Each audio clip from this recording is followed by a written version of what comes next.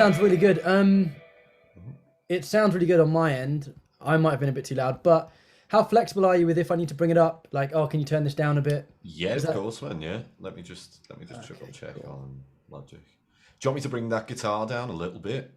A tiny bit if you can. It Yeah, sounds man. really good. And was a little bit on the Hang on. Yeah, hang on, let's try distortion. that. Yeah, Sound that's better? sweet. That's sweet. All right. Okay.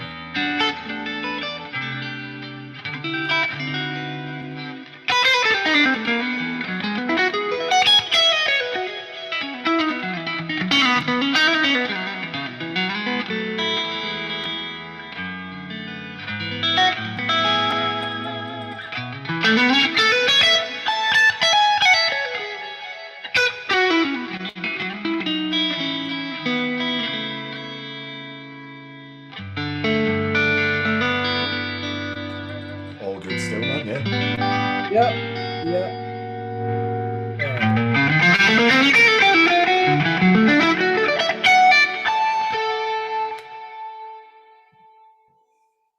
Okay. And now I'm gonna send the link. Mhm. That should go smoothly. Yeah. So Jake's was the first one, obviously. Yeah. And I don't think people realized, I didn't make it clear in any email. And because Zoom didn't make it clear to me until after I'd paid them a lot of money for the software. But I don't think people realized that Zoom Event, this platform we're using, isn't compatible everywhere Zoom is compatible. Right. It's got a smaller subset of locations. Okay. So people who had just assumed, oh, I use Zoom all the time, so it should work. Yeah, it was. Didn't happen. No, and Zoom should have made that clear during the checkout process while I'm paying for stuff. I would like if they made it clear. Yeah. And the other thing is, Sorry, Luke. I was going to say the other thing is, this is a 7-day event. Did you get 2 invites for like a weekday and a weekend? I think so. Yeah. So Zoom were like, you can create multiple day events with our new program. I was like, that's awesome, but it caps at 5. So I had to create 2 events. Why would you cap at 5? Why 7 should be. That's just silly, isn't it? It's silly, but yeah. Right. I have one more place to share the link. Yeah. And then we are good. Oh, we've still got 10 minutes. Then we can have a little chat. Right. So, don't get to those tunes anymore. The China Crisis tunes. Yeah. Oh man, no, not at all. It's one of those. Because of that PCR test, dude, I was in there for like an hour. It seemed like the worst time to go. There was just like a massive influx of tourists at one point, and it seemed like they were all from the same country. They all had yellow passports. I don't know where that is. But yeah, it was one of them. You know, when you join a queue and you're thinking, I've not moved in 10 minutes. What's going on? And as I got to the front, I realized that there was like one guy, he must have been running the whole tour group, was just like calling other people in. So he was like holding the place at the front of the queue, but then it would be like another 10 people from whichever this country was, you know, and you just like, I've been stood here for 20 minutes and no one's let me through. Just a nightmare. But I've got the negative result, which is positive. exactly Great. yeah. So there's no way you can't get out of it now. You have to... The really selfish part of me was like, please be positive, please, or inconclusive, because you can't travel if it's inconclusive. Were you pulling back? Is it the one with the go up your nose, right? Oh, dude, yeah. Have you done one of those before, a PCR? Wait. I've done one at home where you put it up your own nose and your own. But I presume when someone else is doing it, do they do it or do they watch you? They do it, and it goes much deeper. Here's me. I'm like, go slow. Wait, see if I sneeze. Oh, dude, if you've never had someone else do it, I must say it is the It's a weirdest violation. feeling. Yeah. Oh. She even apologized as she did it. It was one of them. You know it's bad when they're saying sorry. But the best way I can describe it is like, you know, when you have like a really spicy food, or say something like wasabi, and you get that like tingling feeling at the top of your nose. Imagine that, but it's turning and rotating 360. It's yeah. I I have not condition. If I sneeze, I can. If I start sneezing, 15, 20 sneezes have to happen, and not like chew, chew, chew, chew, chew, chew, like chew. Wait 5 seconds. So, like, yeah. If that goes up, then I sneeze. I'll hold up that queue for about 20 minutes before they can go back in. Man, it does actually feel like you need to sneeze. That's another way. So yeah, maybe try and just do the self-administered one. I went for a facial the other day, like a cleanse or something. The slot was 15 minutes. I started sneezing, and they just decided that I should go. Oh, I won't get anything done. Did you have to still pay for it? Like, Yeah, I sneezed my way out and paid. Oh, paid on the way out. Sneezed in my pin. Did you feel refreshed at least after the 10 minutes? I felt clear. I lost a lot of mucus weight. Right. So it's up to you how this thing kind of goes. But I will just introduce you to what we've got at the bottom. We've got the chat feature. I don't know if you want to have that open. I'll be monitoring that chat. And there's already some guys in our YouTube chat, so you can say hello to them. Yo, should I open the YouTube thing as well, or? No. I'll let you just keep flowing, and I'll interrupt and give you questions. Wicked. So you're going to be in control of that, Luke. Is that in the Zoom chat as well? Yeah. So people will be chatting in Zoom. People will be chatting on YouTube, and people are saying hi, and people are sending their regards. I'll feed that to you. The way I'm kind of structuring it is I will buffer those questions for the first 60 minutes to keep us on point. Yeah. And then for the final 30 minutes, we'll let it get off the topic of, hexatonics and pentatonics. Yeah. If we organically move somewhere else, that's cool. That's fine. But I will keep everything. I will help you flow. That's my job, not to interrupt. We've also got a raise hand feature. Don't worry about that. And we've got a Q&A feature where people will post their questions. I'll go through all of that for you. And yeah, it's pretty simple. That's it. What we'll do, even once we hit it at 6 o'clock, we'll give people a couple of minutes to join us. Yeah. So I don't know if you want to start. You can jam or play a tune. Yeah. Tell us your best jokes. Oh God, I don't have any. What's the rudest thing you can play in jazz? I don't play jazz, so anything that I play is going to be the rudest thing. It's chromatic upper neighbor tones. That's my one joke. Oh man, what was I going to say?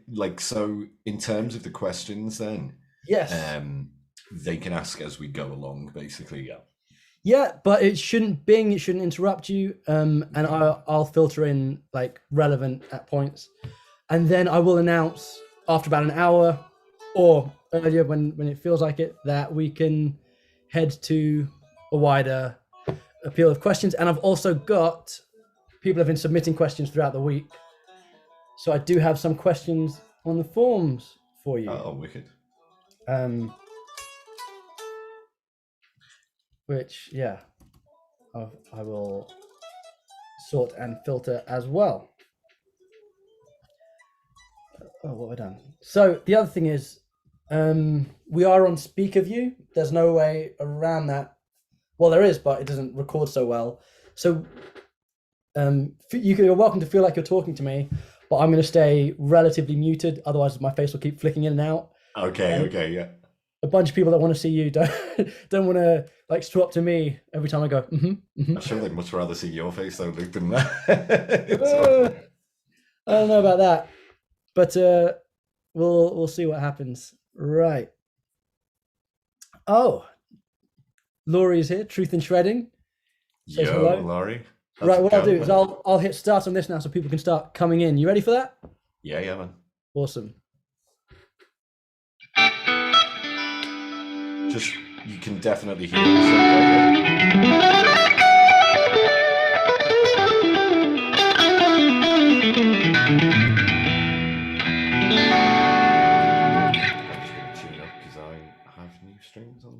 Yeah, what I'll do is I'll pop it in the chat. I'll let people tell us what they think of the sounds as well. Okay, wicked. For any of you that are interested in that tone, I am running the quad cortex, but it's not that what you're hearing. You're hearing Thornton Cali Suite, which is real DSP, but I'm running it actually, I think this time, it's archetype and bassy for delay. Nice. And then for reverb, I'm using the Valhalla room. I don't know if you're familiar with those plugins at all, Valhalla. They make some ridiculous... Did you get a good Black Friday deal? Do you know, I didn't this year. This was one of those years where I think it was because I just had came back from the UK. I didn't really bother with it. It's usually the best time, isn't it, to get all the wave stuff, all the... I know Neural always do like a big 50% off, don't they? Did you get anything cool, or...? No, man. No, I was Black Friday passed me by. I was too busy with This. Yeah. What a lineup this is, though.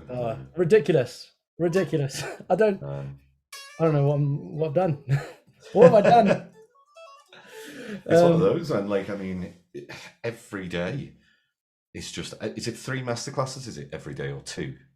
3. Of just the craziest names. I don't know how you manage this, Luke. It's going to be wicked to check some of these out. Like, did you watch Tiger King? Yeah. I'll never financially recover from this. Man, it's great. I'm so honoured. But the thing is, I owe it to everyone who said yes, because it snowballed from like people that said yes early on, yourself and Tom and Martin. That's where I started, right? So it was pretty easy after that. Oh, like, man. Yeah. Cool, man. Do you want to say hi to people and give us a little play, or? Yep. So how are we all doing, guys? Hopefully you can all hear this. Just a final test, Luke. It's all okay.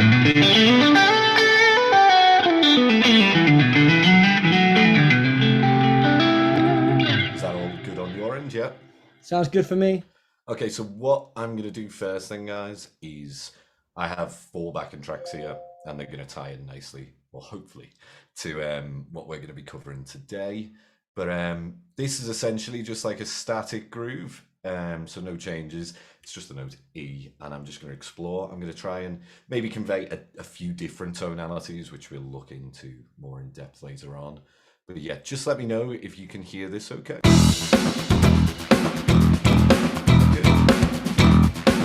Down. Let me just roll through so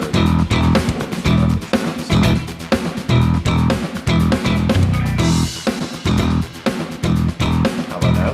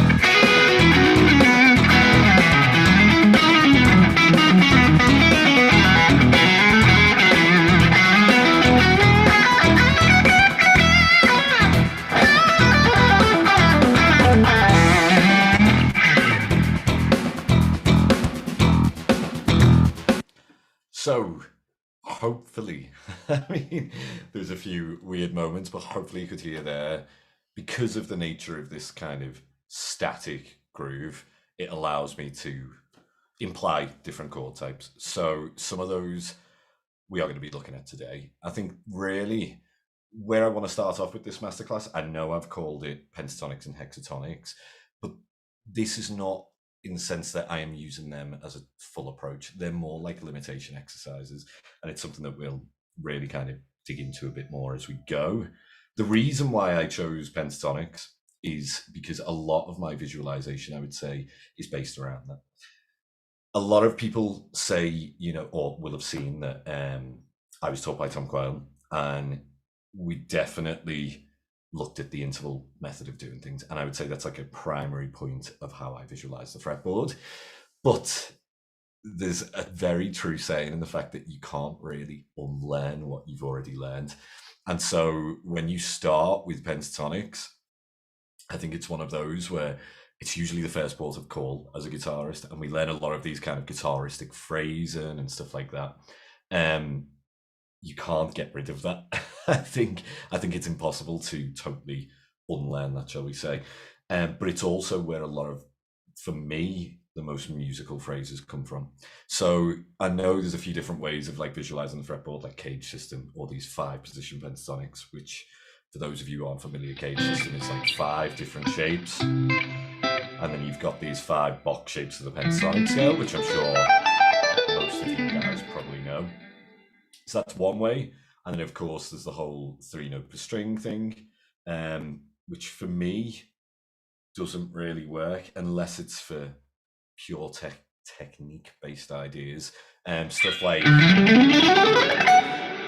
it just feels and sounds like an exercise to me. Whereas the pentatonic-based ideas,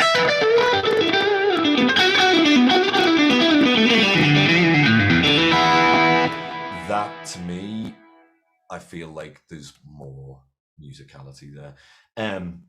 So the interval-based way of thinking, for those of you who don't know, is basically a way of me organizing the fretboard in terms of intervallic functions. Now, those who are familiar with Tom Quayle will know all how this works, but maybe before I dive into this, it's worth me just pointing out what this is. So if you were to take essentially a major scale, like a C major scale here,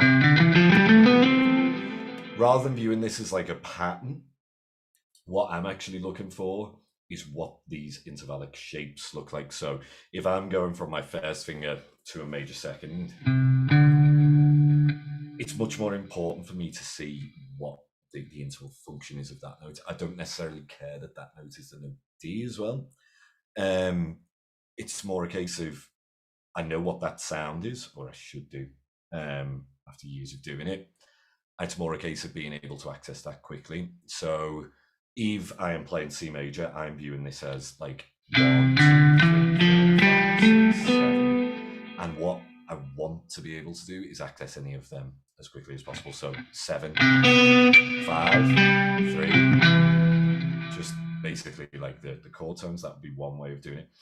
But notice how this would change if I changed fingers. So this is a good way to practice this as well. So if I was starting with the first finger, I would then try and play C major like this. And note how those intervallic shapes have changed. So this is now finger 2 to 4, or like the 7th, that finger interchange. But you can move through all of these. You could start from that root note with the 3rd finger as well.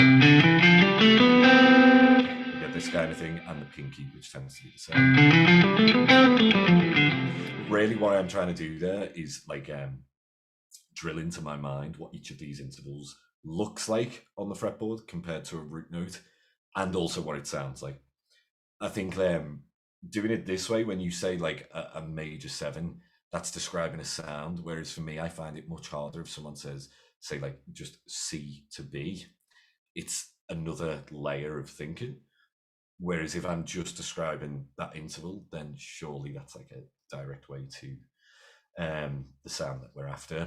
It's worth pointing out as well, when talking about the intervals, like some people think that's an excuse not to learn note names. You still do have to know your note names all over the fretboard for this method to work.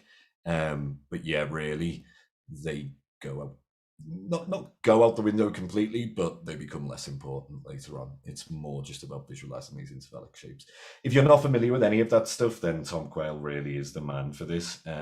My old teacher, like I say, he's got a great app out there called Solo, which is really helpful for getting the fundamentals of this down, I think, all the way through to using it to help you practice changes and things like that. But anyway, with that out of the way, let's move on to some pentatonic based stuff then. So the first port of call to me, or for me, I should say, whenever I'm like approaching anything to improvise over, is I'll analyze what the chord type is. So I like to split these into different families. I'd say like there's 3 main families for me. So you have, obviously, we have major 7, then I'd say dominant 7 and minor 7. To begin with, that would be like the perfect place to start, just those 3. And they're the 3 which we're really going to be looking at today. This should basically help you get into vocal playing, which we'll get onto later. But essentially, with these 3 chord types then, the first thing I usually go over with people is just hearing what they sound like and all of their extensions. So if we were to take, let's take a minor 7 chord first, we'd essentially have this sound. Sorry, I'm just getting some pops on my side here, Luke. I'm just gonna... Yeah, I think we're getting that too. Are you guys getting it as well? Yeah. Yeah. Let's see if this is any better.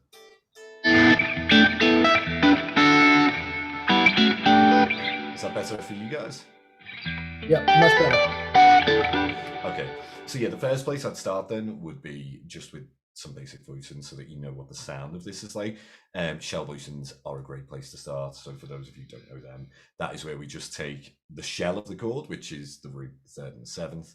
So with a minor 7 chord, I would take, let's say we do this in E, because that's what the backing tracks are in. We would take the root, minor 3rd, and 7th here. Or you can take this one. And we'd look at what extensions we can put on top of these. So the first one will be a 9th. Next one will be the 11th.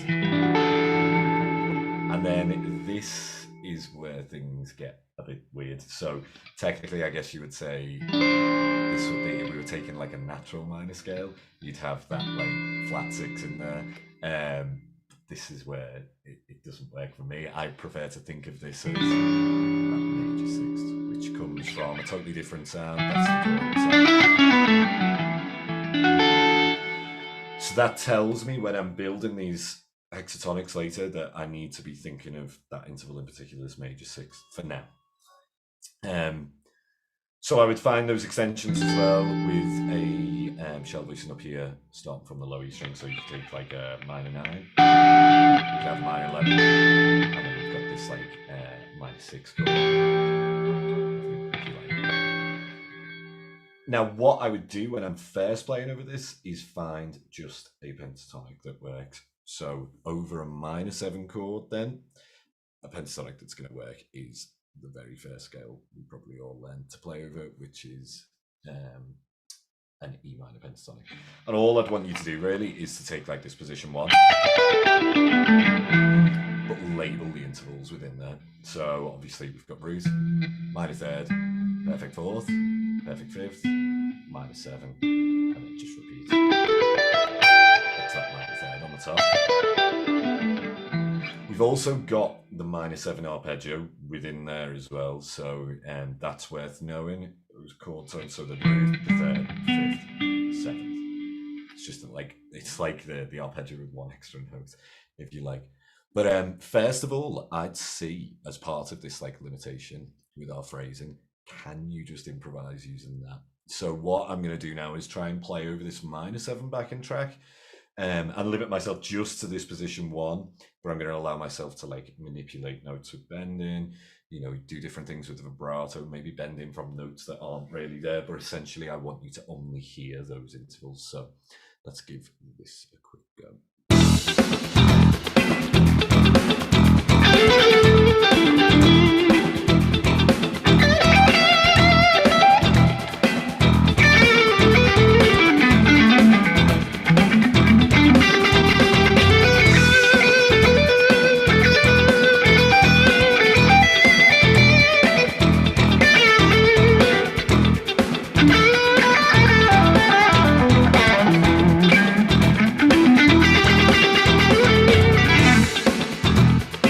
already I'm tempted to move out of that position.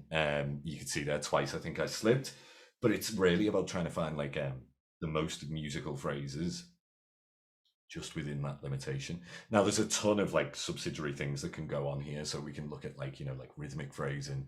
You could focus on time feel. You could argue that that is way more important than actually what those notes do. But yeah, I like to give myself that limitation to see what kind of musical phrases I can come out with just with those 5 notes. You know, it doesn't all have to be the whole, what did Tim Henson call it? The boomer band thing. It doesn't all have to be those licks. There's a lot of really cool language that goes on within the pentatonic itself. But I think a lot of people will start to get maybe quite bored easily with it. So this is where I'd bring in this whole idea of hexatonics. So again, this is not like, I'm viewing this more as a limitation exercise than I am as like a scale to use over a chord. So the way in which I go about building like my first hexatonic is I would think, what's an interval that we can add to this that's closer to a full scale? Hexatonics, for those of you who don't know, it just means 6. It's a fancy word for that. If we've already got 5, then we're 2 notes away from this full sound. So like I mentioned earlier, when we played the chords, there was one note that stood out that needed to be changed for me anyway, when you play over that, which is that major 6th. So we need to bear that in mind. But first, if we just were to go from the root, there's a gap between that 1 and 3. So the first note I'd actually add would be the major 2nd or the major 9 for this particular context. So what I would do is create a scale with this. So if you know your intervals, you can identify where that 9th is. You get...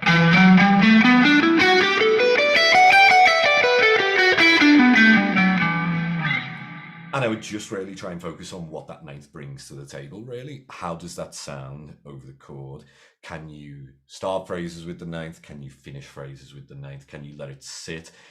Just get a real feeling of where it belongs in terms of of how we would phrase with it. So, I mean, let me try the same thing again. So I'm limited to just this one hexatonic shape, if you like. So I'm still around position 1 of a minor pentatonic, but I've just added in 1 extra note here, which is that major 9. Let's give this a go.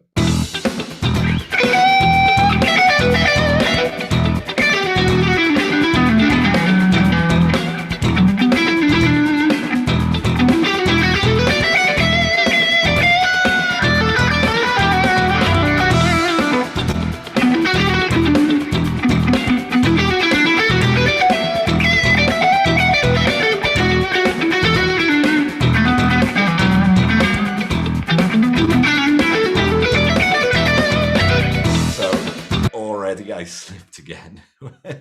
I played 1 extra note, but this is the idea, is that we want to get away from that. We really do just want to hear what that 1 extra note adds to that pentatonic, really, without doing this whole 3-note per string thing.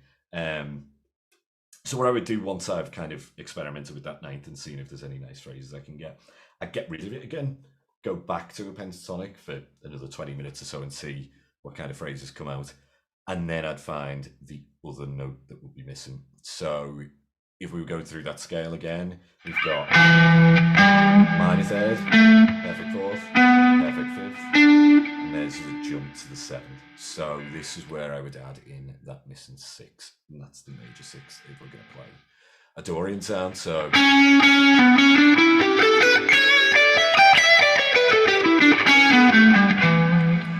this is our second like hexatonic scale, if you like.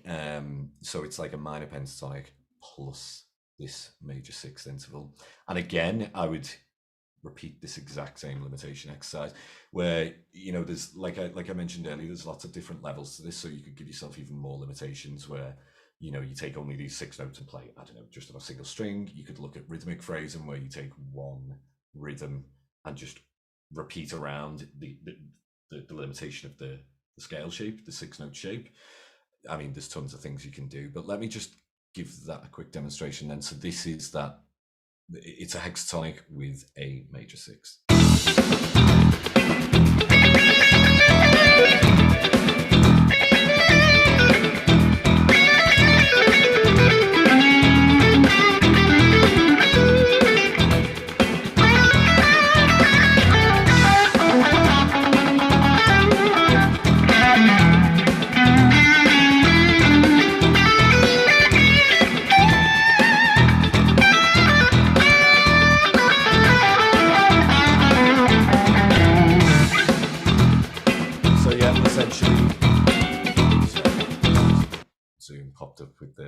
scale shape. I'm just going to tune up as well real quick. But essentially, that's the next limitation, if you like. Now when it comes to actually playing a full scale, I've just got a bit of a different way of thinking about it. Sorry, that's really annoying. You're probably hearing that, aren't you, on your end? But now when I basically have the full scale or the 7-note scale of the Dorian mode, I should have a bit more musicality to my phrasing rather than just this. Which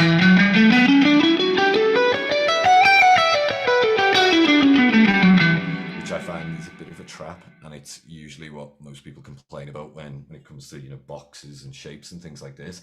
Now I have different ways of viewing that Dorian sound within a pentatonic, and you can pick and choose which notes you're starting to target if you've practiced it the way which I was saying, where you're starting phrases on the 9th, you're starting phrases on the 6th. You could do it for every interval within the scale if you want. But yeah, I mean, now I could play a full Dorian sound just within the limitation of that area of the fretboard. And let's see how this sounds now.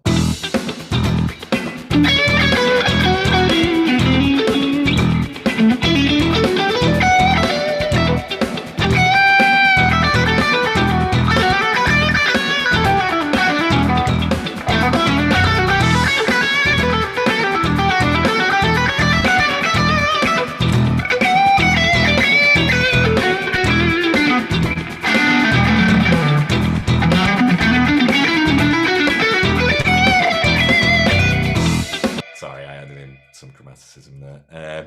It's so tempting, but the idea is that you're always wanting to basically limit yourself. I think that's where the most musical ideas always come from, at least for me. And that was something really that I took away from Tom and Rick when I used to go over to Tom's. I remember them always talking about limitation exercises, things like playing on single strings and stuff like that. It just seems to get those creative juices flowing. I think when you're stuck with patterns and things like this, it's very hard to come up with new ideas. Unless you're transcribing things, you can be kind of a slave to the scale, if you like. And limitation is probably the best way to get out of that. But I mean, before we move on, are there any questions at all? A couple of people asking, say you're working outside, well, this is probably what you're going to move on to. Say you're working over progression. Would you kind of apply that same thing, work in the same scale shape of the one key, of the parent key, while the progression goes around? Would you start moving it about?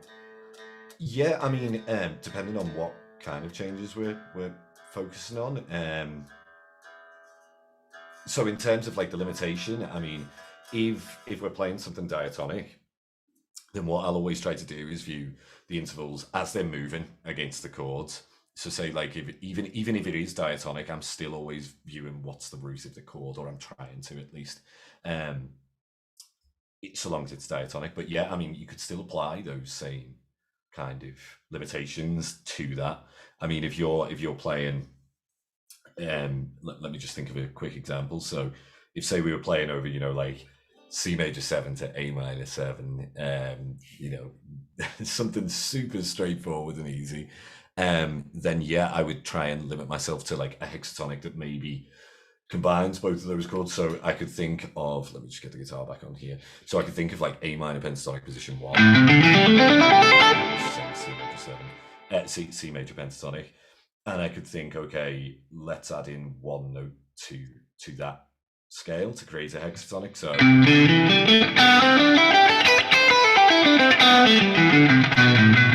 So that over the C would be the major 7, and then over the A, it's the major 9, isn't it? And I would basically do the same thing, where I'm just limiting myself to those 6 notes, still trying to view the intervals against wherever the chord is that's playing, but yeah, it's within that one shape.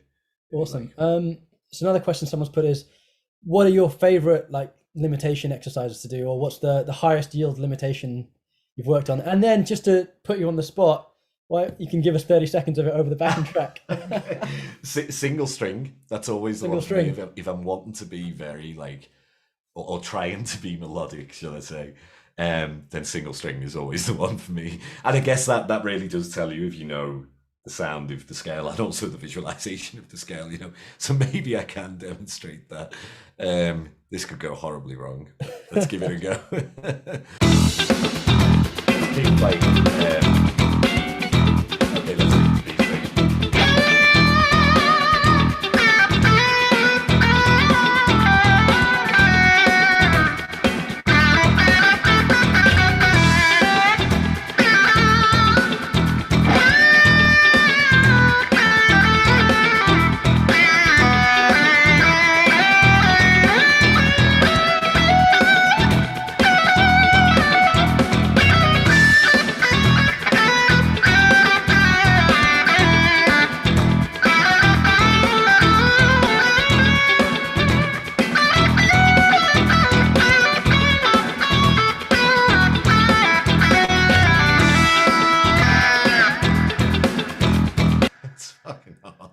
Apologies, but yeah, it's tough. That was nice, man. That was incredible. So yeah, I think just one last question. It's a bit off topic, but when you're thinking of the fretboard, you see it as intervals above a root note, right? Mm-hmm. Yeah, cool. Okay. It's always trying to find the nearest root as well. That's one thing I should point out. So like even within that scale shape, I'm looking for that root, and that root, so that I can base where the rest of the intervals are and relate it back. Okay, cool. Yeah, back to you. I think I've hit the questions. One of these I'm going to save for later. Okay. Yeah. Okay, wicked.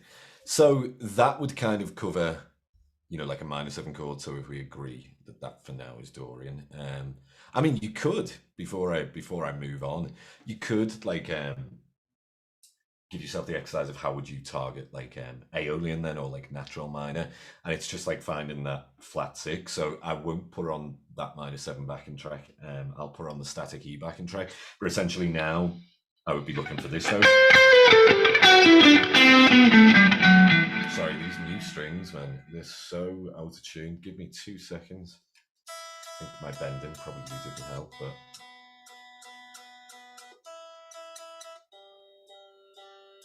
also minus 14 here at the minute. So maybe that doesn't help. Yeah, I can't imagine it helps too much. Yeah, the snow outside at the minute is absolutely ridiculous. Okay, wicked. So yeah, just very quickly then, let me demonstrate how you could do that for like natural minor. So like I say, just need guitar back on. I'd be looking for that like a minor 6 interval, and very quickly I'll just try.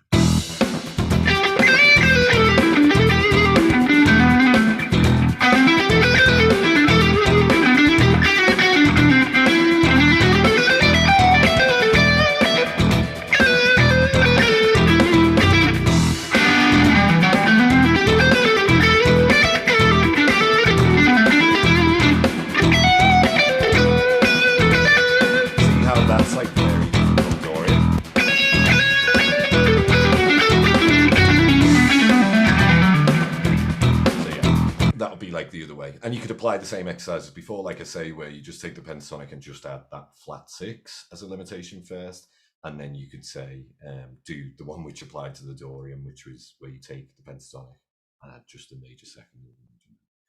But anyway, let's forget about minor 7 stuff and let's look at a major 7. So again, first thing I'd do is just work out what kind of extensions I could use with it. So we take another shell voicing again. We're going to take, for a major 7, we'll take the major 3rd and the major 7. So you take this shape if you want. That's how to tune already. But I would take like the first extension, which would be a major 9. Now the next extension technically should be an 11th, and if you were thinking of like a major scale, then you'd have like just a perfect 4th interval. That sounds absolutely nasty if you hear that against that. It's that minor 2nd class. So you take the sharp 11. So that would tell me that like the first port of call for me usually is like Lydian over a major 7 chord. And then the last extension would be 13. So we have up here as well. That would be the 9th sharp, and then we've got that 13th. So using that knowledge, then I would think, okay, how do I construct a pentatonic around this? So what I could do is just take E major pentatonic for starters. So, and that's usually again like the first fingering that people learn, which I think is it's an awesome limitation in itself. I'm just going to tune up one more time. Apologies, and then I'll demonstrate just like a limitation of me playing that major pentatonic over a major 7 chord. There we go. Wow, it's dropping so much. So just to go back to that, you've talked about like how you blend different hexatonics and going between them and the different ones you choose. But what influences your choice? Do you have like emotional tags for the different scales, or do you have vocabulary for the different scales and you hear yourself going towards a vocabulary? Is there something that influences when you would do these things or when you would pick certain options? Yeah, I mean, like, so I don't know about emotional, but for example, like, I really like the sound of the minor pentatonic plus just that major 9. I think that's nice when we kind of leave the 6th out. And I know that, like, over like a straight minor 7 chord, most people want to hear that that major 6th interval, don't they? But still, sometimes that can be a bit like abrasive for me. So I will limit myself sometimes if I'm playing over just like a, or something diatonic that includes a minor 7 chord. Then yeah, I will limit myself just to that sound. There's something quite pretty about the major 9th, I always think, over a minor 7 chord. I think Levi mentioned this probably years ago as well. He said to me, he was like, man, do you realize how often you're targeting that? And it's one of them. It just must have been something that I've gravitated towards. It's also the meme from the Neo Soul stuff as well. But yeah, I mean, that sound.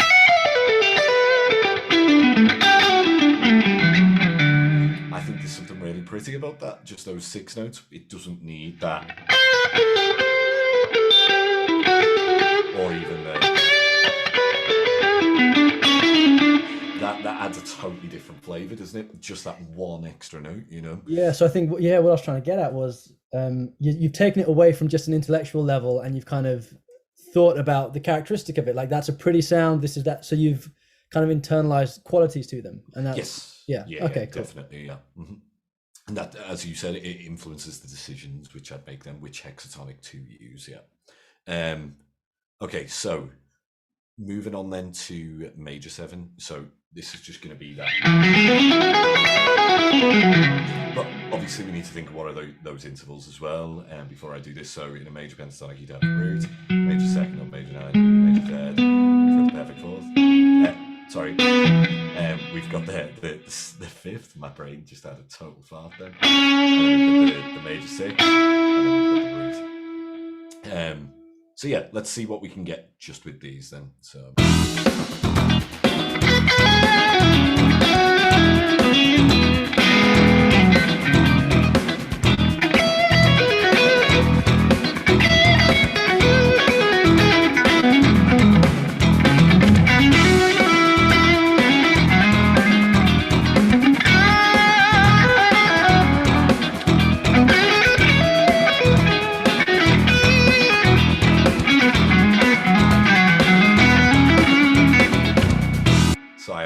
Desperate to grab all the notes there. I can feel it as I'm phrasing them and hearing where I want the line to go. But yeah, I mean, that's another way to just see.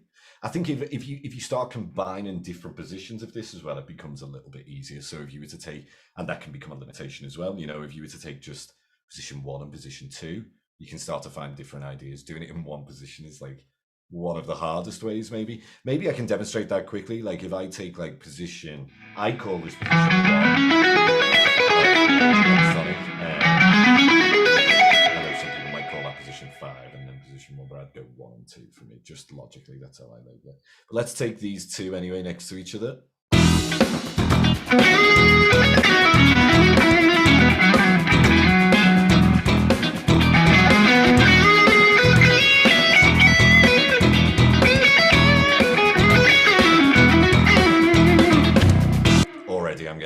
nicer phrases, I think, anyway. Especially this whole movement between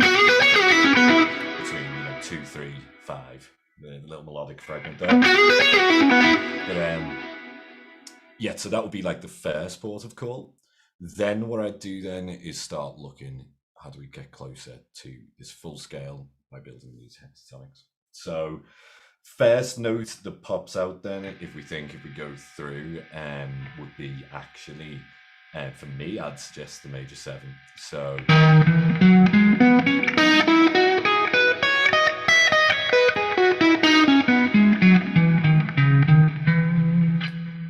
within the limitations of this position.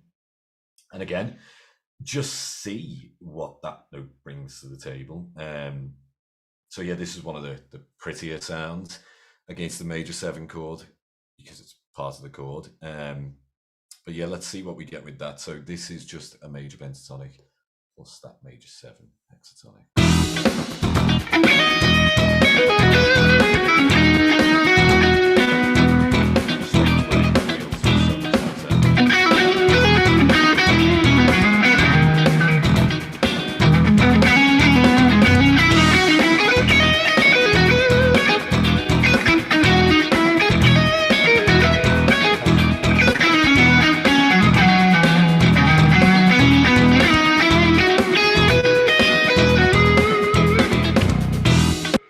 Kind of stuff, all of the phrases start to become that little bit softer, a little bit more pleasant to the ears.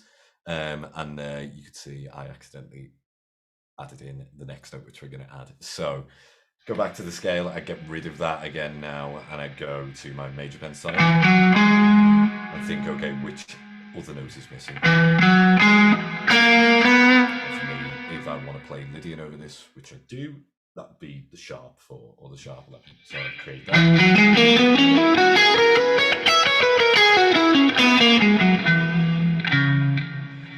Now, we try the exact same thing. Can we phrase with just this hexatonic now? So this is major 7 plus this sharp 11.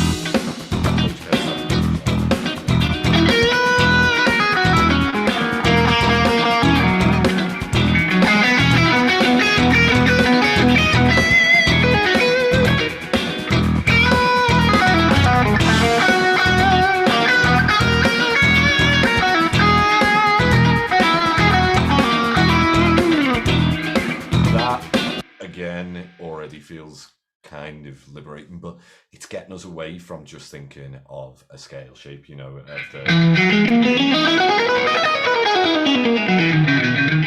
that kind of sound, which is way harder for me anyway to phrase with. It ties it back to one of the very first things which I mentioned, which is when we first learn to improvise, we usually do just get taught a pentatonic scale, but that's where a lot of the guitarisms come from, a lot of how we manipulate notes, like the bending, the vibrato, things like this, which when people learn like the 3-note per string stuff afterwards can sometimes get lost. It goes from being this kind of nice, chilled out phrases to shred machine, and you kind of sometimes lose that balance, which for me, this was kind of the way that I tried to change that, to keep that phrasing via limitation, really. So, like I say, these hexatonics are not, it's not like I'm saying all the time, I'm going to play a hexatonic over this chord. It's more a limitation that enables the nicer phrasing to come out. So yeah, once you've got both of them, then you've got a full Lydian scale. And it's just coming at it from a different angle. So if I try that now, let's just hear how this sounds.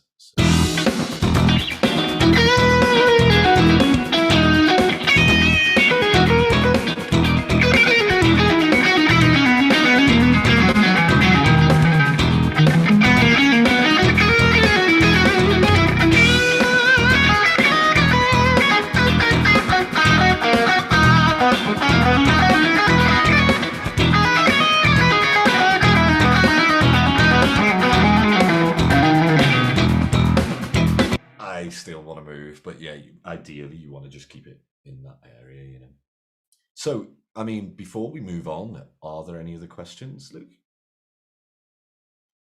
One question, which I think opens up other questions, is how important is the root, the well, let me read it word for word. How important is the starting point with interval of your phrases to you? So, yeah. Yeah, super important. So it basically, even if I'm not consciously thinking about it, it dictates the way that the line's going to go. And this is one exercise that I usually give to a lot of people. It's actually something I do myself, is trying to start phrases from each note of the scale. Start with like chord tones, so you could start with the root. You could start with 3, 5, 7 if you want.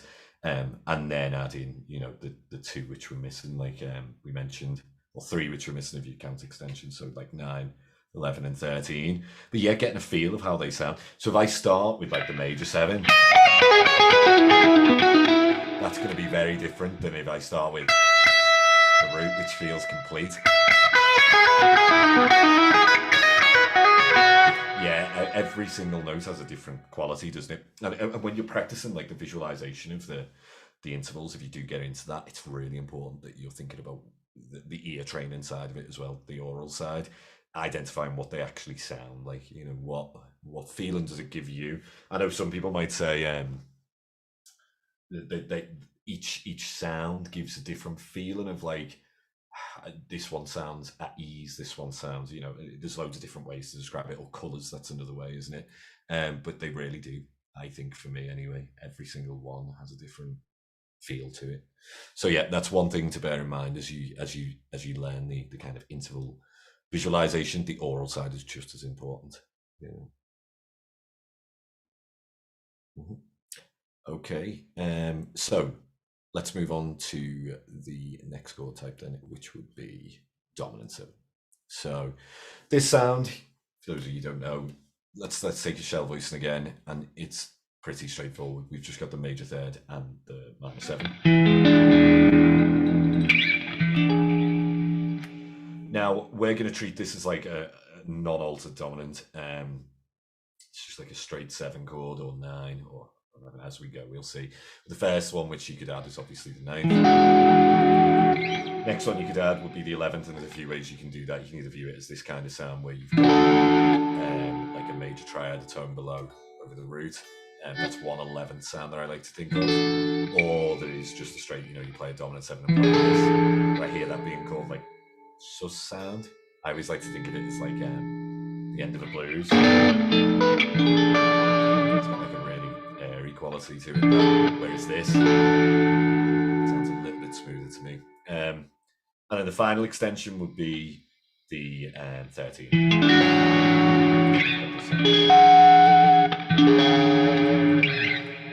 So using that information, then like we can build the full scale. So like the full scale, which I would use as the go-to over a dominant 7, really is just going to be Mixolydian. If it's not altered, of course. But what we would do then is look for a pentatonic. Now, there's 2 ways of doing this. You could apply it to like a major pentatonic if you wanted to, because there's no 7th in that major pentatonic. You could add it in.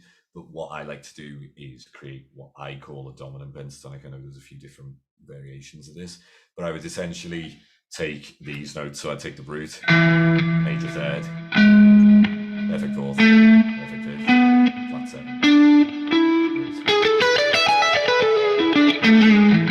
It's got a bit of like an Eric Johnson almost, or the Beatles kind of quality. Without that name. But then what we would do is I'd first try and get used to that sound. Now it's a hard sound if you've never done it before to limit yourself to. I think a lot of the time we're tempted to when we hear like dominant 7s in blues and stuff like that, you hear like that whole minor 3rd being bent up, but it's not quite a major 3rd. And I think that's something that over the years is probably like stuck in all of our psyches.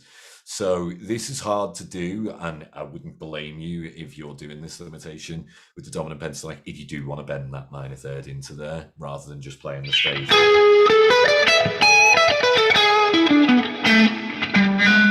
Sorry, there we go. Even there, my fingers wanted to go into that minor 3rd. But yeah, I mean, I'd experiment with what this sounds like. So let me again try and limit myself just to this one sound. So this is E dominant pentatonic.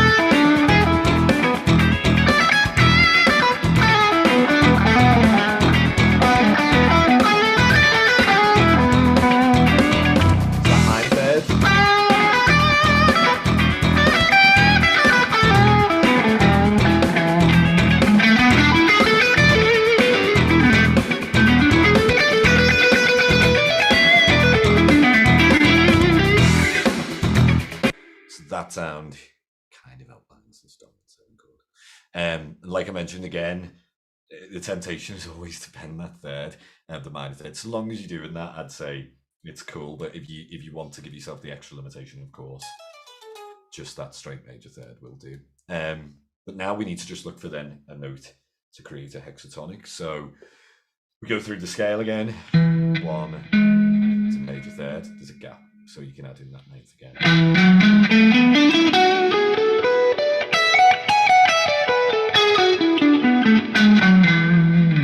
And again, we can try and get the most out of our phrasing. So this is like a hexatonic with dominant pentatonic plus this major second.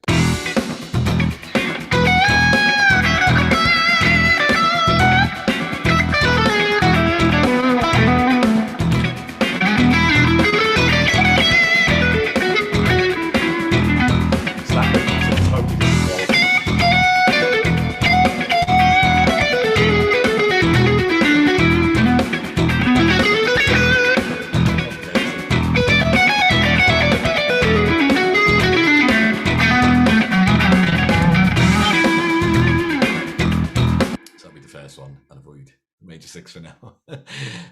But this is going to be the next note we'd add in then. So I'd get rid of the major ninth again, and then I would play.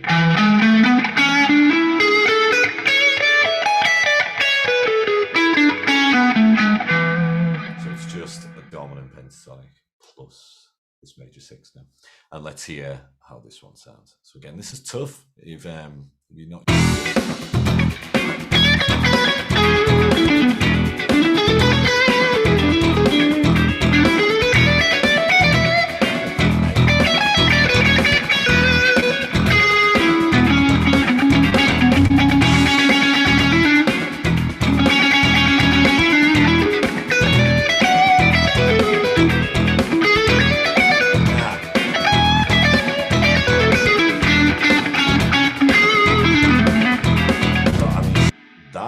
I'm even struggling with it there, which tells me I need to go. It's that major 9, man. You can't get away from it. It's that sound, isn't it, man? Yeah, it's what Levi said.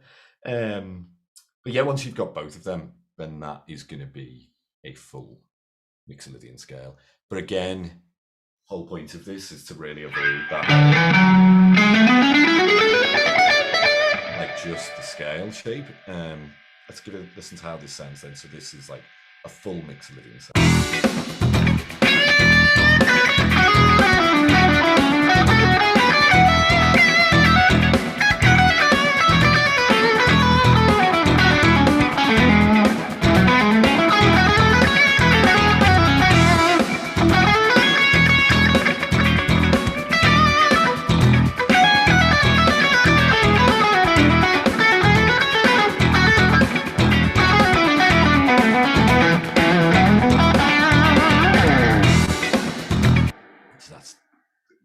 Characteristics of the Mixolydian sound there. But yeah, I mean, that is kind of how I would do it at first. If you're not used to the interval way, if you're not used to hexatonics, if you're not used to limitation exercises, this would be kind of the starting point for me. But we could also then look at like some more in-depth sounds. Maybe before we do that, is there any questions, Luke, that are relevant? So well, there are a few questions. We'll reiterate first. So what you're saying is you've got these. You categorize chords into 3 basic families. You've got your major 7, dominant 7, and your minor 7. Yeah. And then the approach was to get comfortable with the pentatonics for each of those. Yeah. And you had your own dominant pentatonic, which was like 1, 3, 4, 5, flat 7. Exactly. Mm-hmm. Get familiar with those, and then you're essentially adding in one option from the parent mode, right? Exactly, at a time, yeah. And then getting and exploring what that coloring is and getting a feel for that and using the limitation of that to also bring out new lines and phrases. Exactly. Spot on. Awesome. Perfect Cool. summary. So people are wanting me to ask you this question. How do you develop vocabulary? So this question is more about the licks. Are you improvising 100% of the time, or how do you decide how to use licks when improvising and visualizing the scale? Okay. So the stuff that you're playing in those, when you're improvising now with those hexatonic stuff, how much of that is improvised and how much of that is a little bit of muscle memory of that major 9? Well, exactly. I think it begs the question: Are we ever? That's going to get really philosophical. Are we ever truly improvising? Which I think improvisation really for me is. I'm never truly coming up with something totally random on the spot. Maybe if I'm using like rhythmic limitation ideas, then yeah. Or if you're just using shapes and you're not really concerned about what note choice. I think improvisation, it's a collection of everything that you've already played, isn't it? It's just the assortments and it's the building blocks and how they go together. So the improvisation itself is just tying all of these ideas that you've already used together in a different context, really. I don't think you can ever truly improvise unless you're like playing crazy Sean Lane ideas and stuff like that. But So when it comes to getting those blocks, are you writing things down? Are you trying to come up with things that way? Are you transcribing? this is the question then. So yeah, transcription was a massive part, definitely in the early years, and it probably still is today.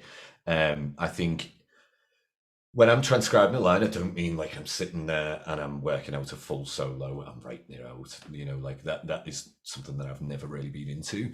It's more taking like little fragments of information, and sometimes like even the smallest idea from someone else can trigger all of these different lines. It might just be the rhythm of that line. It could be the certain application of that line. The littlest thing can trigger a whole new set of vocab for me. But back in the early days, I think that it sounds mad now, but I'd sit on these loops for ages and ages and ages and just see what would come out based upon these limitations. So some of those ideas might have been, totally awful, but it was more a case of in an hour's worth of playing, maybe there'd be like 2 or 3 lines that I'd constantly be going back to and playing over and over again. And it's almost like I'd absorb them then. And it's like, you don't need to necessarily remember all the other stuff that you play. You have those go-to lines. So I'm never thinking really like, oh, I've got to play this lick over this chord. I don't think that's a thought process really. It's more a case of there will be certain motives or lines. The one which I always get shouted at for is this idea, this kind of sound, which I overuse, but it's just one of them. I think again, it's that major 9 sound, but it's just something that I've gravitated towards, I think. And then it's like those have different applications. So that line could be over a minor 7, it could be over C major 7. Over, B minor 7. It's all these different applications then, and that's where it's the question is: are you ever truly improvising again? Isn't it, or are you just using different applications of the same line? Does that answer the question? Yeah, there was a bit in there where you did, but then you gave a lot of extra stuff, which we're happy for. Okay. So the other thing that's coming up is, obviously, I don't know where you're going, but something people are asking about are the next steps of altered dominance and where it kind of goes with, more tension-filled or outside lines, or if you use kind of harmonic minor and melodic minor approaches with this as well. Yeah, totally. So, with this next sound then, what I'll do is I'll turn off the minor 7 backing track. We'll just get back to that static sound. What we could do is look at like melodic minor as one of these. So for those of you that don't know, I would view this as just like in terms of intervals, we've got major 2nd, minor 3rd, perfect 4th, perfect 5th, major 6th, major 7, and then root. So what I could actually do is like create a pentatonic for this. So based off like pentatonic position 1, if it was just a straight minor, you'd have obviously. What I could do is think, okay, well, I will raise the 7th of that, and I get this kind of sound, and you could try a limitation with that. That'll be difficult, but you can try.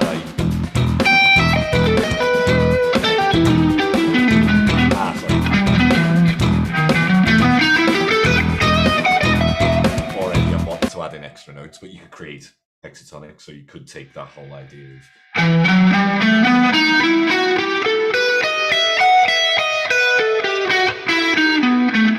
I keep on going for that major 3rd. I don't know what it is today. And you could try that. Eventually, building towards like, you know, the full sound of the scale, so melodic minor.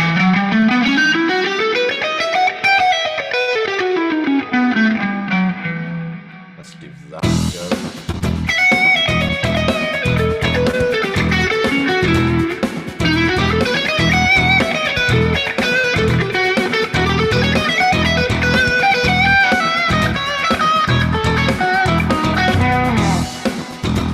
That kind of thing, where we're just in that limitation of one area. You know, you could try it with sorry, Luke, were you going to say something? Oh, I was going to say, so would you then use that formula and shift it up a half step to create the altered scale?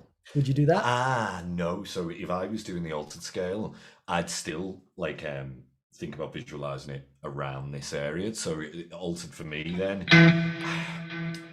This is where it's tricky. So I'm almost thinking of a pentatonic, a minor pentatonic, but we've got this sound, haven't we? That major third there. So you could take lines like this, but really, no, I'm still visualizing the scales. Yeah, when I'm visualizing that, it's like maybe this area of the fretboard is where my mind is kind of anchored, but then I'm starting to think more about where the roots are. So I wouldn't necessarily play a pentatonic, I don't think, for that. You could, couldn't you? You could take that whole exact principle, like you said.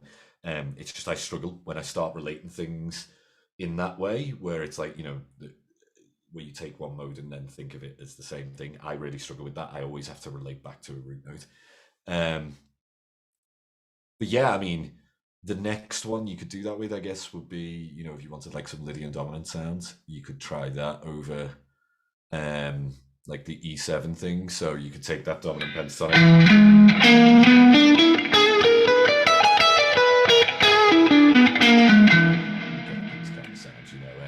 Eventually becoming that full scale.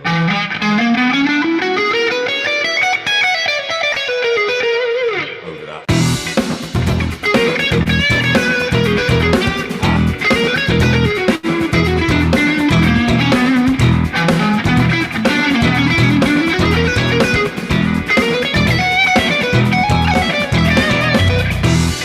But again, it's like keeping the phrasing in one area, you know, and that's where you can get the most juice, rather than trying to view the whole thing at once.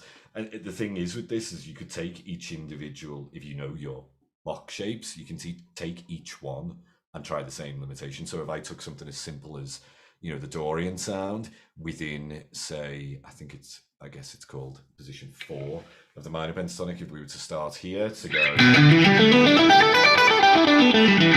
could try like a hexatonic there, where we just take pentatonic plus the 9th again. And let's try that.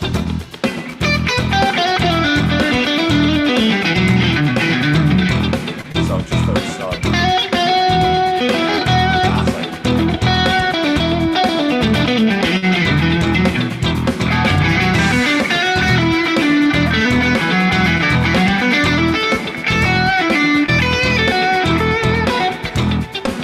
Try like another limitation would be to take position 4 and 1, and you can only move between those two, so there's not that in between thing. That's another idea.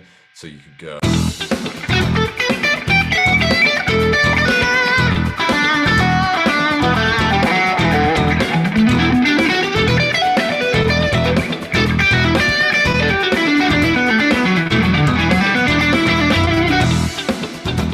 kind of thing, you know. There's millions of different ways of doing this. Awesome. One other question is, in this category of hexatonics, do you ever use the more traditional triad pair approach, or is it this growing out of pentatonic approach? So for me, it's more, I view triad pairs as like a different thing. I don't view them as like hexatonic scales. I literally view them as like pairs, and that's a massive part of my approach as well. And like, you know, using arpeggios from within like a harmonized scale, that's another big part of how I do things. But yeah, like I treat them separately, and I like to, because of the comping aspects of that as well, you know. So like triad pairs, if say I'm, I don't know, playing, do we want to do -7 again? I could take like, you know, E-7 and F-sharp -7, and I view them in my chordal playing as well as the single lines as ways to navigate.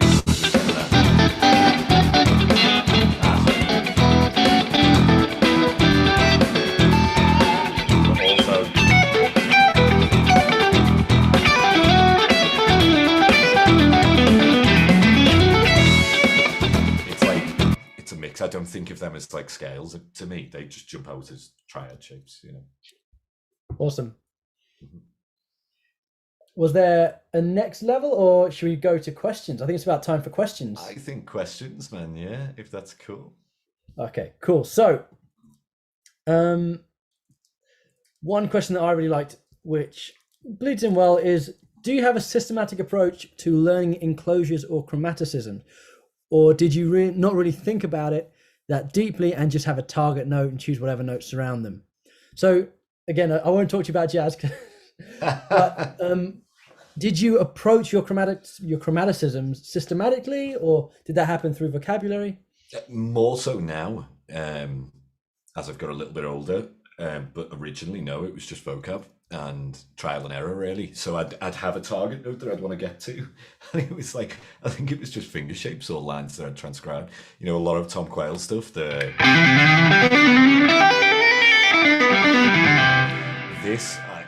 was kind of like I wasn't really thinking too much about what was going on with the chromaticism. It was more just a case of okay, so if I want to fill in that gap, that's where I go, not like this, you know, to get my lines. Whereas now, I guess no more. I've been trying to look into that more myself. I am by no means a jazz guy, and never will be. But looking more at how we can use enclosures, like in the whole case of you know, those kind of ideas, wrapping around notes. That's become something I probably focused on a bit more now. But no, essentially, originally, all I was doing was looking at filling in the gaps. So taking like that Pentatonic, I was looking for those chromatic notes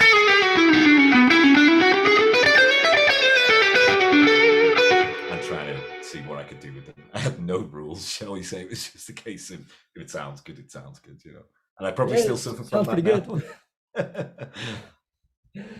Okay, cool. One of the other questions we had emailed in earlier was, firstly, a lot of praise on your new album, and secondly, it was talking about some of the faster runs you do, and generally it was just looking for tips on how you built that speed, and if you have any insights into right or left hand technique that you feel the general public should know about.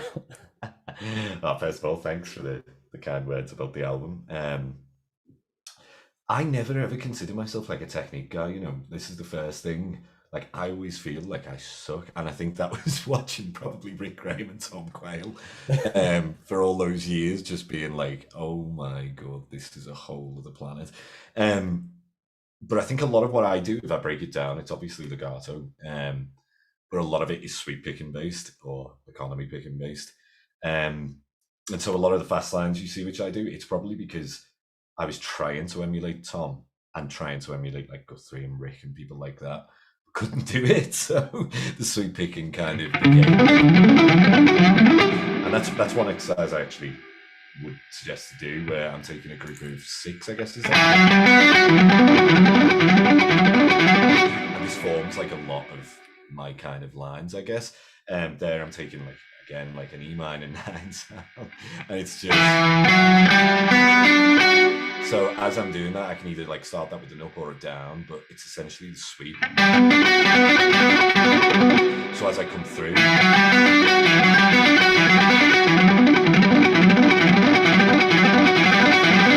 then all the way through. So that's like one area I do it with. Yeah, I'm trying to think, are there any others that I do? I think a lot of it, man, is kind of like Tom Quayle based ideas. I loved these, where we're taking it. That's like just, I guess you'd call that a melodic fragment, isn't it? The whole 1, 2, 3, 5, 1, 2, 3, 5, 1, 2, 3. I use that to also, yeah, I think I like this idea of symmetry, moving between when I'm playing faster lines, where I can see the interval pattern staying the same. I mean, that's not exactly the same there, but like, I like these patterns where I can repeat through things. Again, that lick there, I use that all the time. This is another one where it's like, you could view that as a multitude of different things, but essentially I'm thinking in my visualization right now of F major 7. this.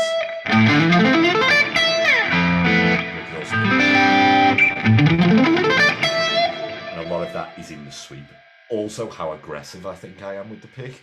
I think sometimes that can be a hindrance, but I like the tone when I get more of a smack in there. More, I think, like I was talking to John Brown about this. You know, I don't know if you guys are familiar with him. He's like more of a metal guy. His band Monument, and he's all about the down pick.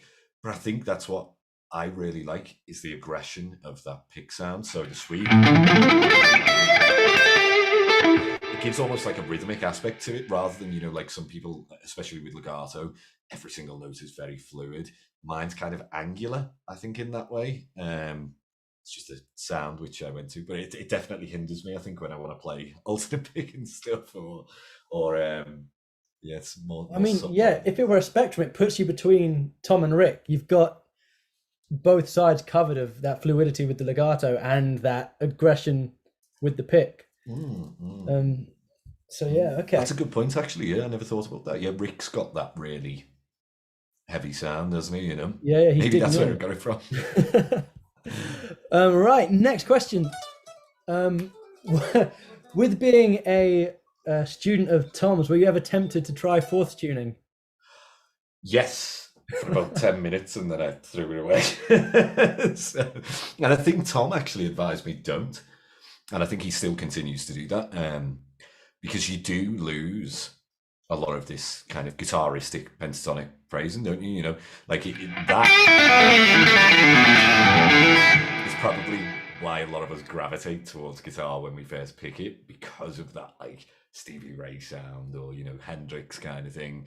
And with fourths, that's what you're getting, isn't it? Instead, yeah, man, it's every style, though. I'd say you'd struggle playing like a Nile Rodgers tune. Oh yeah, you're not going to get it.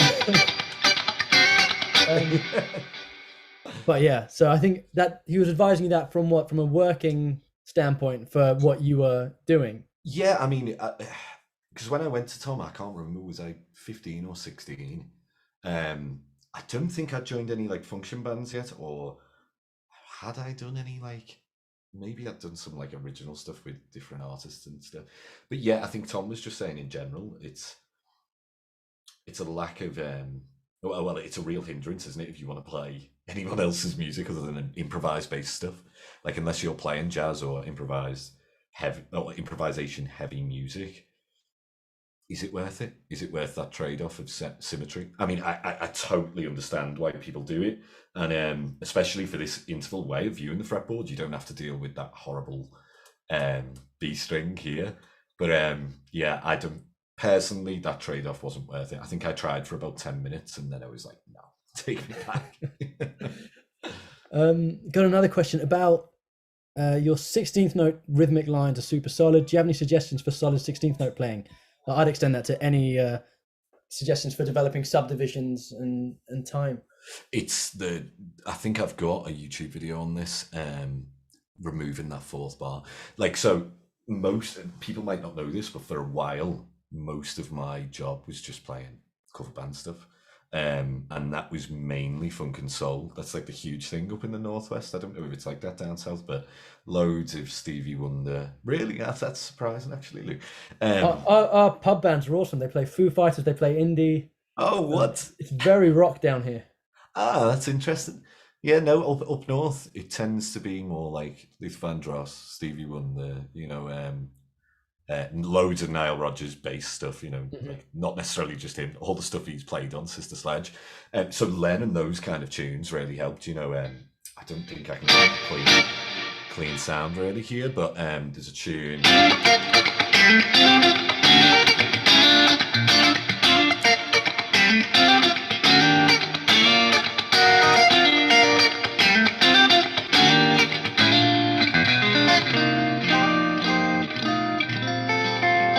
Kind of thing really helped me out as a start, but also playing with loops where we subtract bars. I don't know if I can do it in this session right now. There's a YouTube video on my channel.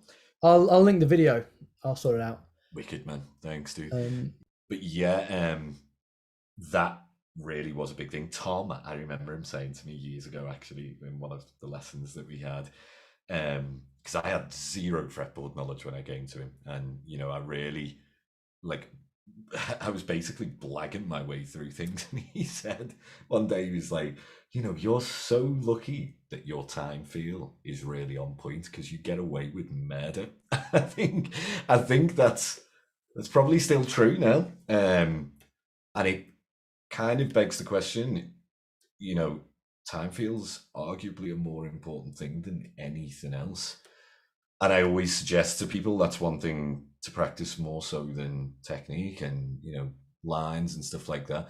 Because the second you get on a gig, if it doesn't matter if you know all of these complex lines and language and you know um you know what I'm trying to say. If you've got rubbish time feel, you're never going to be able to get through the gig, and you're never going to get called for the gig again as well. That's the other thing. Yeah. And so, like for me, time feel exercises were basically the way I practiced it would be learning funk and soul tunes, playing along with them, trying the whole metronome exercise where we get rid of a drummer for a bar or get rid of the click for a bar, up to extreme kind of where you've got one bar of clicking, 4 bars or 3 bars of nothing. The other thing was playing with other musicians, and so I know that's impossible now, but I was very lucky in the sense that there was a collection of like gospel guys that were from Liverpool and Manchester, where they'd all grown up in the church, and yeah, those guys' time feel is just something else. That really kind of whipped me into shape, I think. And I think Tom would probably agree that the biggest jump in my playing came when I started to play with these guys. They didn't really know how to describe harmony or theory or what they were doing in general. But playing with those kind of guys whips you into shape. Being the worst member of the band and just like coming home after a gig and trying to work out what the hell was that he did? What was that reharm? Or why can't I feel that groove the same way they can? Even sitting on things like this was a big thing I used to practice, just like single lines, go.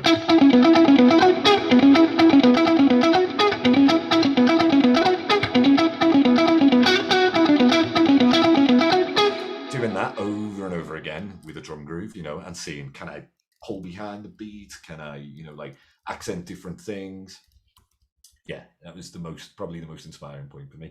And I think the rhythmic aspect of that probably influenced the way that I play lead lines now as well.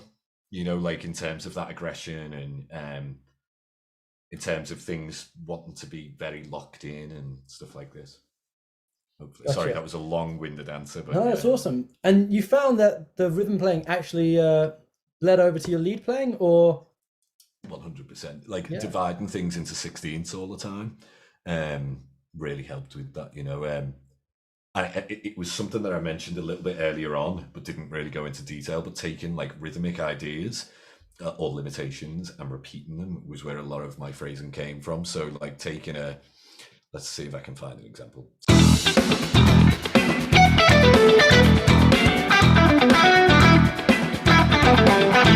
I'm just taking that same rhythm over and over again, or the one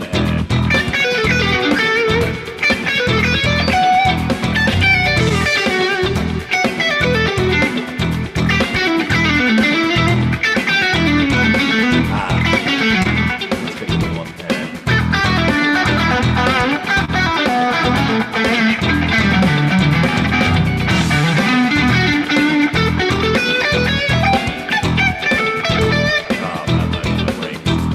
But yeah, you get the idea of like taking one rhythmic idea and then just repeating it throughout a scale sound, or awesome. So the other thing, people are really curious about your time with Tom and studying under him. Do you have like a couple of snapshot moments of those were big bits of advice that he gave me? Do you have important things that you learned from him that you can share with us? Yeah, when I say like when I studied with Tom, it was probably only about 5 actual lessons, I think, maybe even less. But it was more in the fact that I'd go over there with, it would be me, him, and Rick, and George would be there quite a few times as well. Excuse me. And it was more sitting there jamming where I learned probably the most. But there was like a few or there were a few standout moments. And the very first thing I remember Tom doing with me was like, "Can you play an A minor chord or an A minor 7 chord?" And it was like this one, you know. And then it was, "Can you play me another one?" And it was, "Can you play me another one?" I was thinking, "Oh, another one." And I'd be like, maybe that's it. He'd say, "Do the next one," and I was just like, "I have no idea." You know, like it was just like, this is empty now. And it was then when he was getting me to view it as like, rather than a shape, as this collection of intervals, that like suddenly the light bulb went off. And it was the whole idea of when it came to improvising as well, not thinking of a 3-note string pattern, which was probably all I knew at that point, or I probably knew the Cage stuff as well. But when I realized that every single note had a different feel to it, and that, you know, there's a lot more to improvisation than just licks, that was another big thing. I think maybe we all have this idea when we're younger and we see people like Tom improvise. I thought that they just knew a load of licks, you know, and that it was just like, "Oh, okay, well, I need to do that now." But it was that light bulb moment of, no, this is totally fresh. This is something different. This is not like all the metal guitarists I've been listening to before. You know, it was, yeah, very eye opening. So when you say every note has a different feel, can you describe that tangibly, or is it like a subconscious? I've just got this in my mind's ear. I can feel that second. Yeah, I mean, so like that whole major 9 thing for me feels.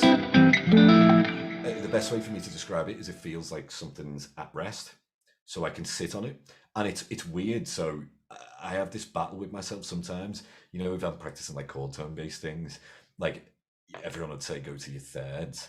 They don't sit as nicely in my ear as that, which is very. I know that's probably technically wrong and all sorts, and I'd be screamed at in academia for saying that. But the ninth just always.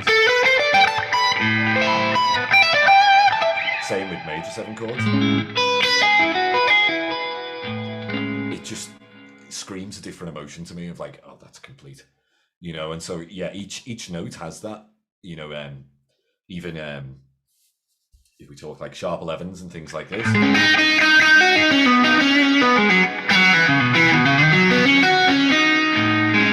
that's got a totally different feel in my mind. Again, it's very, even though it shouldn't be, it's very like relaxed to me and feels complete over that major 7 sound. Yeah. And when you're developing your ability to understand that, how much of that was just subconsciously, like from repeat exposure, or did you sit down, sit on a chord, and really try and like wash it over yourself? Yeah, it would be the latter, which you just mentioned there. So I'd put on a loop like this, and I would just hit that note, or like use the same limitations as I mentioned before, starting phrases with it, finishing phrases with it, and just get a feel of how do I like that sound over the chord, you know.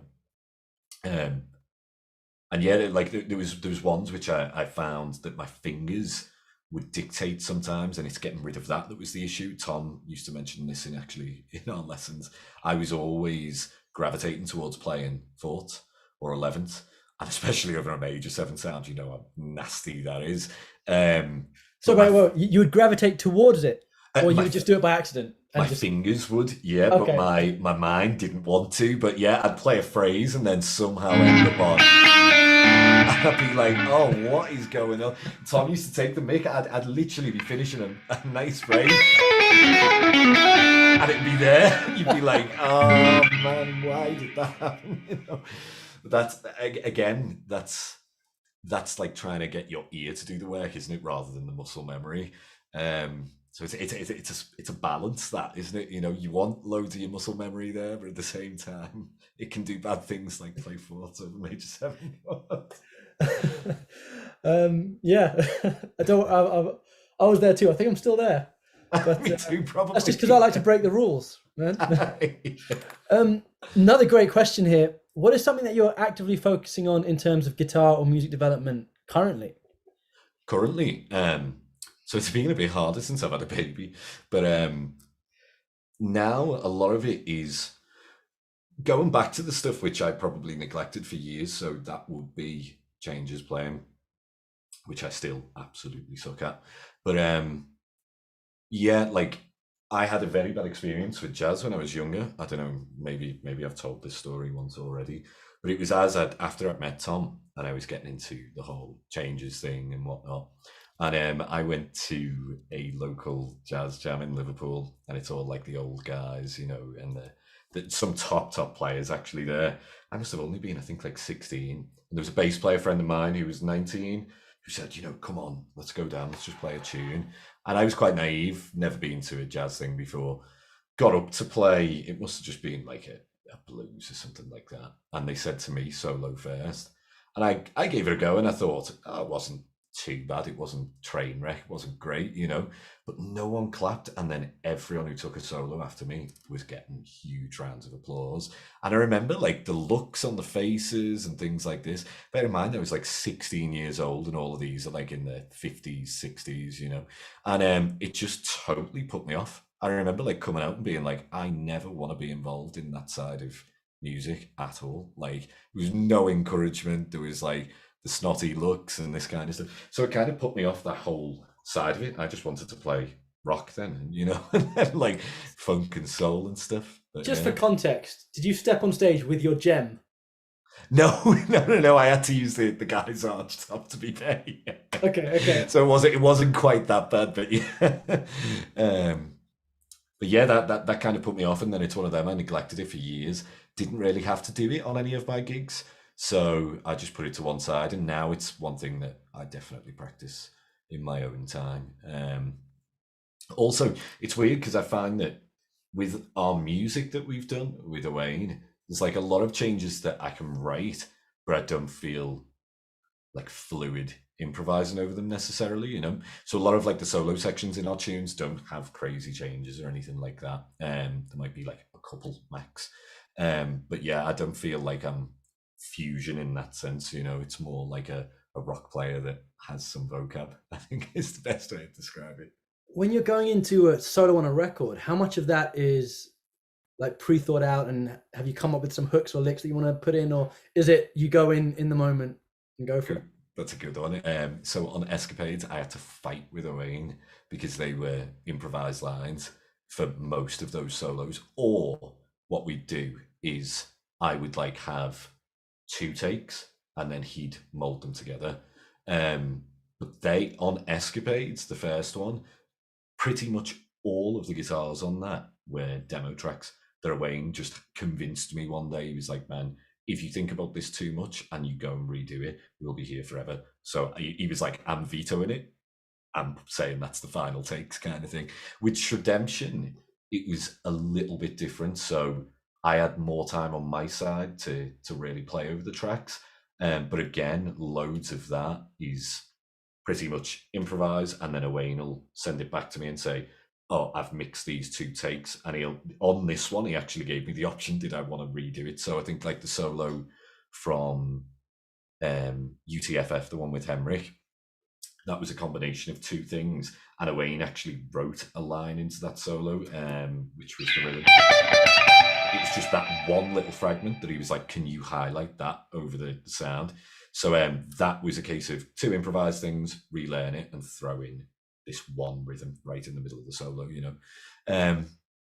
but yeah, I suck at like composing, and we found this when Owain was here.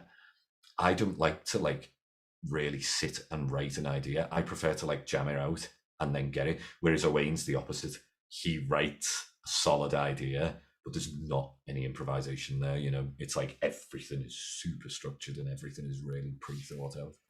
Gotcha. There's a really good question on self-doubt, but before we get to that, can we talk specifically about the self-doubt on like that track where you said he vetoed it? When you record something, the majority of the time, are you able to be like objective about it? Or do you find you're quite hard on yourself? I probably my recycle bin is probably like full when I'm doing like a session, but I have gotten better at it, and especially when he was here the other month, because there was the amount of times that I was like no, and then I'd click stop, and then I'd go to delete it, and he stopped me and he said, why? Like that's okay. I think having someone else there really does help with that whole like self-doubt thing. When I'm by myself, yeah, I can sometimes do like 20, 30 takes for a thing. Luckily, I can send them all to Owain and he can decide. But it's one of them. I tend to bin. I think it's not a healthy habit. Owain really did teach me that when he was here. It was like, no, leave it. Like if the first couple of takes are usually the best anyway, and if you've got that idea, maybe later you can go back and redo it if you want and relearn it. But no, like the first initial few takes tend to be the best because it's when it's fresh and when you're inspired, you know. So yeah. And do you ever suffer from overthinking or kind of? Dude, all the time, like all the time, especially with like I don't want to go too much into it because it can lead to explosions, but the kind of modern social media stuff, especially with COVID when there was no gigs, all you can kind of see is like perfect take, perfect take, perfect take, and you're thinking that's not what it's like in real life. Like, I mean, you saw today as I'm demonstrating things, there's tons and tons of fluffs and things like that. But I mean, no, I mean, like there's string noise, there's like bum notes and stuff like that, and it can be really difficult to get out of this idea that, or end up with this idea of like imposter syndrome. I think I've definitely been there where I'm thinking I just absolutely suck. Like I need to go back and relearn what I'm doing, or just give this up. And it's weird. Then, like a month later, you'll feel like, oh no, actually this is all cool and my phrasing's coming together. It's always like swings and roundabouts for me. I don't know, maybe you've had similar experiences, Luke, but like the social media thing can really be nasty for that. Well, I get it on both sides because I also do fitness and stuff like that, and all of my clients see filtered, enhanced a lot of the time athletes or models, and they're like, why don't I look like that and I'm doing everything right? Well, you got to understand there's some other supporting things happening behind the scenes. Exactly. And yeah, man, we struggle with it. We always assume that everyone's giving us their most honest representation, but at the same time we wouldn't pay attention if they were always doing that. So we've got the issue, isn't it? I think it's like it's the lack of clarity behind it that always annoys me, you know. That's the why I made that video a couple of years ago. But I think it will always be like that, and now we've got like a younger generation where that has been all they've seen, so they think that that's normal. But it frightens me when you see these players in the room with like a mobile phone recording or like things like that, and it's just not, at least for me, it's just totally not the level that's being presented, you know. And that can play with your mental health. You just have to kind of ignore it and go, whatever. You know, that's not what I'm into. You know, I'm not gonna get involved anymore, shall we say. Right, we got two last things to talk about. So Farhan's asked, what does UTFF stand for? Is that going to get me in trouble? Am I going to get my stream blocked? Well, when there's F's in there. Yeah. It could be two things. So it could be, it's technically an airport in like Kazakhstan or something like that. Or it could be something that some Swedish guy said once. So I'll let you imagine which Swedish guy, let's just say. He's a guitarist, but yeah. That was essentially the demo name that came back from Henrik. He was like, I don't know what to call this, so yeah, here's a famous Swedish quote. Oh man, someone in the chat will have to help me out, but okay. Think Ingve. Well, I was thinking, yeah, less is more. More, eat a donut. I'll think about it. It's a riddle. Dude, everyone is going to be mad at me if I don't ask you about your tone. At the moment, what are you playing through? What are you using on your recordings and things like that? So on this today, that was the Fort and Cali suite. I'm using, forgive me, the Abassi and the Archetype Abassi by Neural DSP for delay. And then I'm actually using Valhalla reverb today. So if I turn off the reverb and delay, this is like it's like really nasty. It's essentially, I think, like a plexi type thing or a Marshall, but with the reverb and delay on.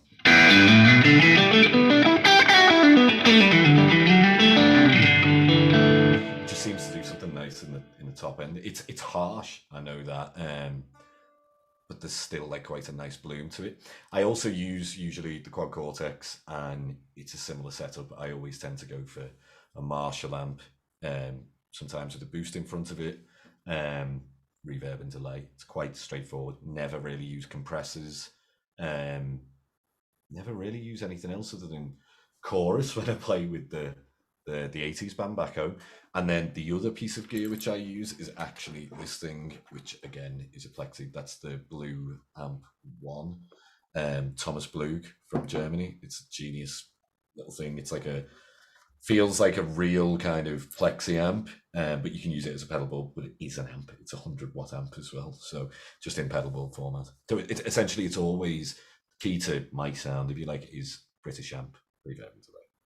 Nice. And then the last thing is, where can people learn more from you? What have you got? Anything exciting, instructional? What's your latest instructional release? So I do have a thing coming out with JTC, Nice. which should be at the end of this month, I think. Which, I mean, I'm not spilling any beans by saying it's a continuation of what the first volume, so volume 2. And then a few months later after that, it's more aimed at metal players. So if anyone's a metal player, I've done some stuff with Riff Hard that people can check out. It's more if you're a metal guy, then yeah. But if people want to check out like the stuff which I was doing today, a lot of that comes from a package I've got on my website called One Chord Grooves. It's a few years ago now, 5 years. One Chord Vamps. Yeah, and it's that kind of stuff. So I really expand on it a lot more. And yeah, talk about like how you can use these hexatonics, but also I do look at like triad pairs and using arpeggios within there, you know. So yeah, if you want to check out that kind of stuff, yeah. And then new music wise, that should be coming very early next year if everything goes to plan. So yeah, bit of chapter 2. More explosions.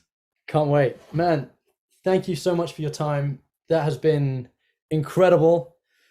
I've had a great time. I think from what people are saying in the chats, they've had a great time too. So just again, thank you for being a part of this summit. Thank you for giving us your time today. And thank you for sharing your knowledge so openly, man. Thank you so much. No, absolute pleasure. Thank you to you, Luke, for putting this all together. My pleasure. You know, like, man, the lineup that you've got here is just ridiculous. But also thanks to everyone that has come down and for the support. I've said this to everyone so far. I couldn't do it without you guys. Literally. Yeah, thank you so much, buddy. I'll speak to you soon. And guys, everyone in the chat, the link for replays, it takes about 2 hours for Zoom to process this because it's quite long. But that will be at guitarvivo.com/summit-replays. But you'll all get that in your emails, and I'll keep emailing everyone 15 minutes before every event. Right, guys, I will see you in the next one with Kevin and Jack. Yeah. Thank you so much. No, Have a safe trip. Cheers, man.